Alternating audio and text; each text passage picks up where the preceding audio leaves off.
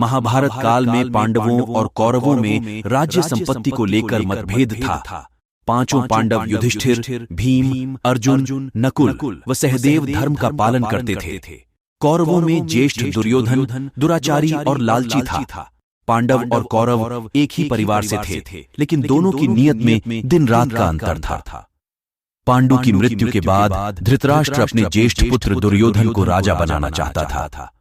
दुर्योधन का मामा शकुनी कौरवों को पांडवों के खिलाफ भड़काता रहता था। शांति दूत बनकर आए श्री कृष्ण पंडित इंद्रमणि घनश्याल के अनुसार भगवान श्री कृष्ण को कौरव और पांडवों के भविष्य के बारे में पता था। वे चाहते थे कि युद्ध ना हो, इसलिए श्री कृष्ण स्वयं 3 बार शांति दूत बनकर आए और कौरव पांडवों के बीच सुलह करानी चाहिए, किंतु दुर्योधन नहीं माना। तब श्री कृष्ण ने कहा कि तुम पांडवों को आधा राज्य दे दो और दोनों शांतिपूर्वक रहो, लेकिन दुर्योधन नहीं माना। तब पांडवों ने कहा कि हमें राज्य की लालसा नहीं है, हमें केवल 5 गांव दिलवा दीजिए और पूरा राज्य चाहे दुर्योधन को दे दीजिए। लेकिन दुर्योधन ने साफ इनकार कर दिया और कहा कि 5 गांव तो क्या, वह सुई की नोक जितनी जगह भी नहीं देगा।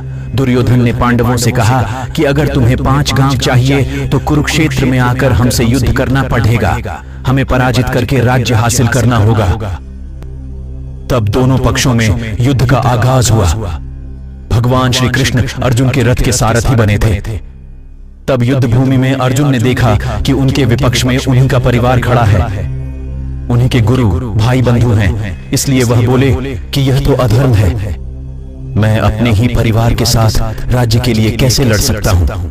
अर्जुन ने कहा कि हे माधव, मुझसे यह नहीं होगा, अपने ही परिवार के विरुद्ध मैं खड़ा नहीं हो सकता।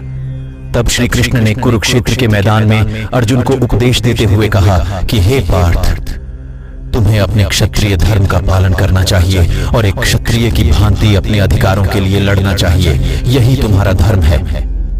श्री कृष्ण ने अपना उपदेश गायन के माध्यम से दिया था, इसलिए इसे गीता कहा जाता है।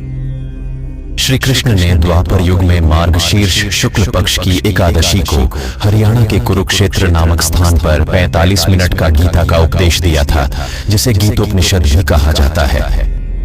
भगवान श्री कृष्ण ने युद्ध भूमि में अर्जुन के टूटे हुए मनोबल को जोड़ने के लिए गीता का उपदेश स्वयं ही दिया, इसलिए इसे भगवद गीता भी कहा जाता है।